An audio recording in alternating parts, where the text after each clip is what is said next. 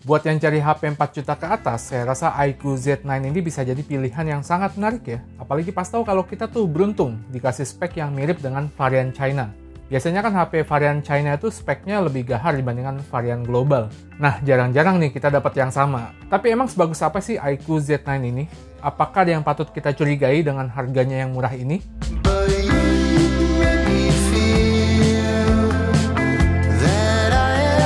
iQOO Z9 ini memang secara garis desain terlihat mirip sama iQOO 12 yang kelas flagshipnya iQOO.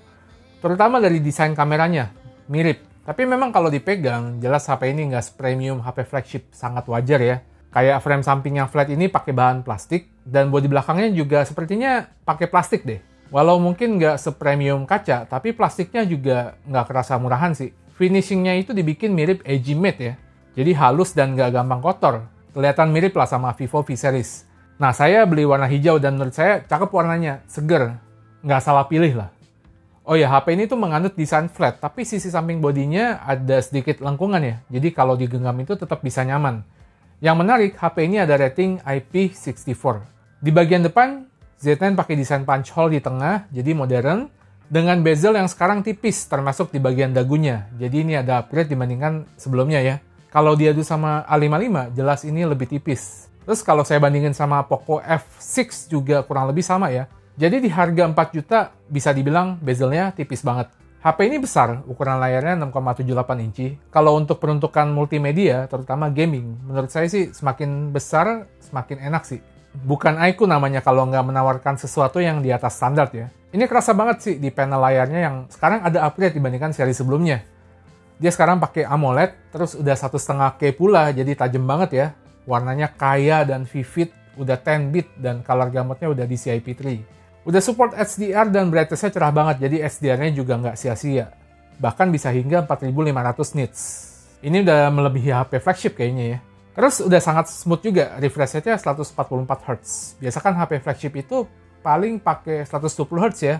Nah, yang pakai 144 Hz kayak Z9 ini, biasa buat HP-HP gaming nih. Ini kelihatan juga dari chipset yang mereka pakai. iQOO Z9 pakai Snapdragon 7 Gen 3 yang dipakai di Vivo V30. Ini langkah yang cukup gila sih. Saya nggak expect HP 4 juta dikasih chipset sekencang ini. HP-HP Realme, Xiaomi, Poco di harga yang sama, rasanya pada pakai chipset yang di bawah ini. At least pas video ini dibikin ya. Jadi kalau ngomongin performa, udah pasti ngebut banget buat di kelasnya. Apalagi buat pemakaian basic doang. HP ini dari bawaan udah dikasih Vantage OS 14 dan UI terbarunya ini saya perhatikan memang makin smooth ya.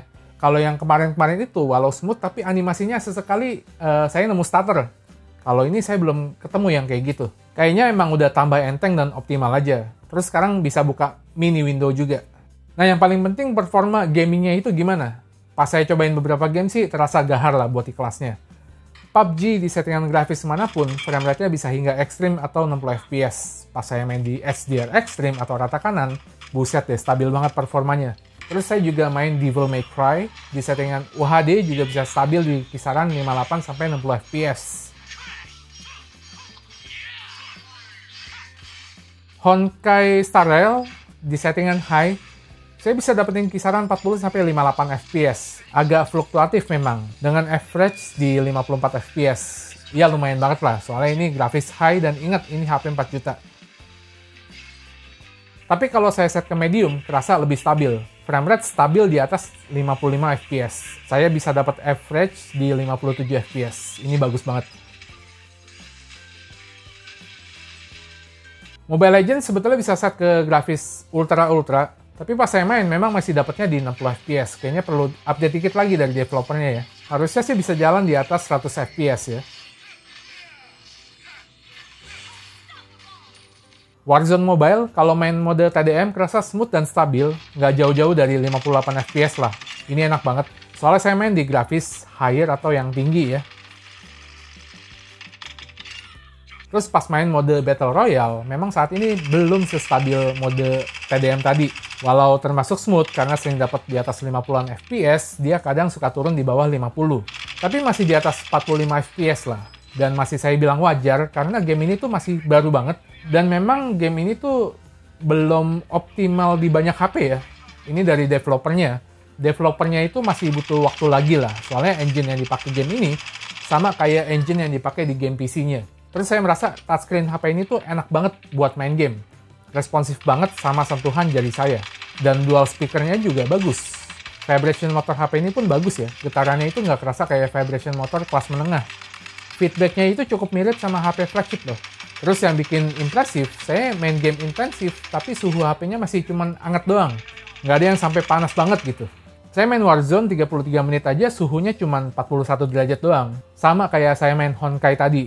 Main PUBG dan Mobile Legends bahkan bisa lebih rendah ya. Cuma di 35 derajatan doang lah. Nggak heran karena iQOO kasih vapor chamber atau pendingin yang besar di HP ini. Baterainya juga besar banget, 6000 mAh. Dan pas saya ajak gaming sekitar 2 jam 50 menitan, baterai masih sisa 60%. Ini impresif ya. Terus kita juga dikasih charger flash charge 80 watt, jadi ngecasnya juga cepet. Dan pas saya tes pakai charger power delivery pun, flash charge-nya tetap jalan. Oh ya, HP ini ada infrared, ada NFC. Untuk slot sayang cuma dual SIM ya, nggak ada slot micro SD. iQOO Z9 pakai setup dual kamera di belakang, ada kamera wide 50 megapiksel yang pakai sensor Sony IMX882. Yang bisa dibilang bagus untuk di harganya, tapi kamera keduanya cuma depth sensor ya, jadi nggak ada kamera ultrawide ataupun tele. Cukup disayangkan. Tapi ini sama kayak pendahulunya sih. Tapi hasil kameranya menurut saya bagus sih. Dia detail dan tajam, foto di 2 kali dan 3 kali zoomnya juga walau nggak ada kamera tele masih lumayan. Paling kalau di atas itu udah kerasa biasa aja ya, kayak digital zoom biasa lah. Ya ini sangat wajar sih. Terus natural bokehnya juga shallow dan creamy ya, bagus ya. Kontrasnya tinggi dan warnanya itu tipenya memanjakan mata. Jadi tipe warnanya itu yang vivid atau gonjreng gitu. Terus warna langitnya juga pekat ya. Memang kalau preview langsung di HP-nya, kalau pakai settingan warna default, warnanya akan lebih netral sih. Tapi kalau pilih bright, itu bakal vivid. Nah, saya tuh coba preview hasil fotonya di monitor saya dan beberapa HP flagship lainnya termasuk Vivo X100 Pro. Hasilnya itu vivid ya, jadi warna aslinya itu vivid. Paling kadang processing warnanya itu sekarang masih agak kurang konsisten sih kalau kalian lihat ya. Dan di mid-range pas foto backlight lebar, jadi aman ya. Ada mode portrait juga, dan yang saya suka nih, walau nggak ada kamera tele, tapi ada pilihan 2 kali zoomnya juga di mode ini. Mirip Vivo V series ya jadinya. Hasilnya masih tajam dan bukan sekedar digital zoom biasa atau crop doang ya. Dia bisa mensimulasikan perspektif lensa 2 kali zoom beneran. Saya seneng lah HP 4 juta dikasih fitur kayak gini. HP 6 juta aja belum tentu ada ya. Hasil foto low light-nya buat harga 4 juta sih bagus. Memang jadi agak sedikit soft dibandingkan kondisi terang, tapi ini masih termasuk bagus lah. Terus kalau saya lihat dia tuh mirip Vivo ya. Pakai mode biasa pun kelihatannya udah dikasih processing night mode. Jadi foto tanpa night mode pun udah bersih dari noise juga. Warnanya juga nggak pucet. Dan kalau pakai night mode, dia bisa kasih improvement lagi di detail dan ketajamannya. Kamera selfie-nya beresolusi 16 megapiksel. Buat saya sih hasilnya lumayan banget. Dan ada mode portraitnya juga. Untuk perekaman video, kamera belakangnya bisa hingga 4K 30 fps. Dan di Full HD ada pilihan 60 fps. Buat harga segini pilihannya udah mantep ya. Hasilnya pun lumayan tajam. Buat di kelasnya udah saya bilang bagus lah. Natural bokehnya juga asik ya, shallow dan creamy. Yang saya perhatikan, processing warnanya nggak terlalu vivid. Dia lebih kalem dibandingkan processing hasil fotonya tadi. Ada video stabilisasi juga yang bisa jalan di resolusi 4K, 30 fps-nya juga ya. Di Full HD juga bisa, tapi di 60 fps-nya stabilisasinya nggak jalan. Kamera selfie-nya bisa rekam hingga Full HD 30 fps aja. Oh ya, di kamera belakang ataupun kamera depan bisa ambil video bokeh, tapi resolusi turun jadi HD atau 720p aja. Efek bokehnya sih lumayan bagus, tapi ya kurang tajam aja hasilnya. Intinya menurut saya, iQOO Z9 5G ini impresif buat HP 4 juta. Kurangnya paling nggak ada slot micro SD sama nggak ada kamera ultrawide aja. Ini sebetulnya kayak yang kemarin juga ya pendahulunya. Tapi saya rasa mungkin di luar sana tuh pasti ada yang rela lah. Ilangin ultrawide demi dapat Snapdragon 7 Gen 3 dan harganya bisa ditekan di 4 juta. Yang saya salut, iQOO itu nggak sekedar taruh chipset kencang aja terus ngelupain masalah panas dan throttling ya. Manajemen suhu HP ini tuh beneran bagus. Dan sektor lainnya juga nggak kalah impresif. Kameranya overall bagus, layarnya super impresif, vibration motor juga ternyata bagus, dapat dual speaker juga. Ada NFC, UI-nya dapat FunTouch OS pula, yang masih termasuk bagus ya. Buat saya masih di top 3 UI Android terbaik lah. Jadi sebetulnya lewat Z9 ini, iQOO bisa menawarkan HP yang lebih dari sekedar performa gaming berkelas di harganya.